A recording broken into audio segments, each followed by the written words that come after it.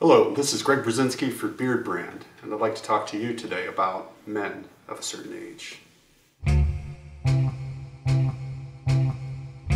You might have seen me before on Instagram, or possibly you've seen my photographs on the Beardbrand Instagram feed, but never before have you seen me on this YouTube channel. You're used to seeing Eric and Carlos and Jeff, men in their 30s with hardly a gray hair on their heads or in those lush beards.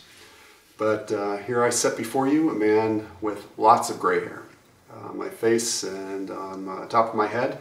And I'm definitely not in my 30s or 40s, but actually deep into my 50s. It wasn't until 2.5 years ago that I decided to grow a beard, and I was surprised to see that it was as gray as it is. And yes, this is my first real beard. I've taken inventory every year over the holidays, growing it in to see how much hair I had, and some years I would grow a goatee or I would grow long sideburns. I had a mustache, which you might remember, a big handlebar mustache, but never did I grow the full thing. Thought that I had areas that were thin and bald, and I was never making a full beard in my mind. And not in anyone's mind, it's not a full beard when I was in my 30s, 40s. Over time, my beard has gotten thicker, it's gotten coarser, and finally when I was around 50, I thought maybe I should try growing a beard. And I would do the grow your beard or mustache for a month thing, and at the end of 30 days, I realized that's not quite a beard. I still have bald patches, still have thin areas, so I would shave it off. And so the next year I tried it again. And I thought, okay, it might be a little thicker this year, but I still have these bald patches and thin areas. But I think I read some advice online, or I might have even seen it on a YouTube channel, that recommended that you have to give your beard more than 30 days. And so I took that advice and I started growing my beard beyond that 30 days, and I set a goal for 60 days.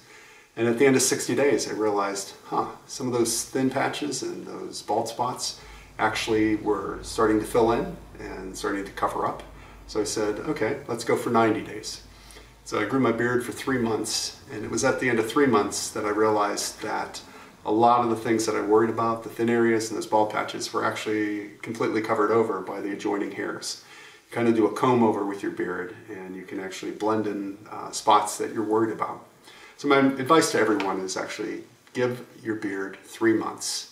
Give it a whole 12 weeks, no trimming, and just let it grow in. And you'll see, if you're worried about thin areas like I was, that a lot of those things can be remedied with time. And about my gray hair, I pretty much had no gray hair until I was 45 years old. My hair was near black.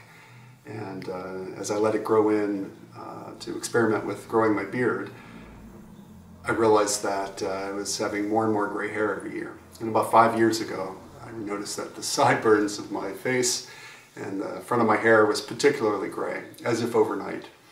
It didn't really bother me at first. I did consider dyeing it, but I didn't want the maintenance related to that. But when you hear other people's comments, you consider dyeing it. When I hear, hey Grandpa, or hey Santa, what's for Christmas? Or I like you better with dark hair. You consider dyeing these things. Thankfully, society is changing a little bit. We're seeing more and more older men in advertising, and we're seeing more older men in magazines and on television. As I get older, frankly, there's not enough.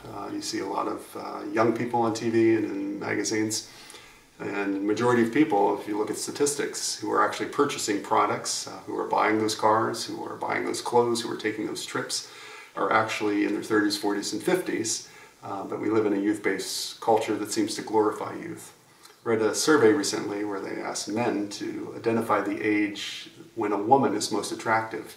And across the board, from age 18 until 75, all of the men said within a year or two, 21 years of age. All of them, no matter how old they were. Fared a little better for the women when asked. They preferred men, thought they looked most attractive when they were 2 years older than themselves. So that's a good thing for me. I'm glad that at least half of the population thinks that men can be attractive at an older age. So instead of being considered a grandpa or a geezer, I'm going for a look that might be considered more elegant or debonair.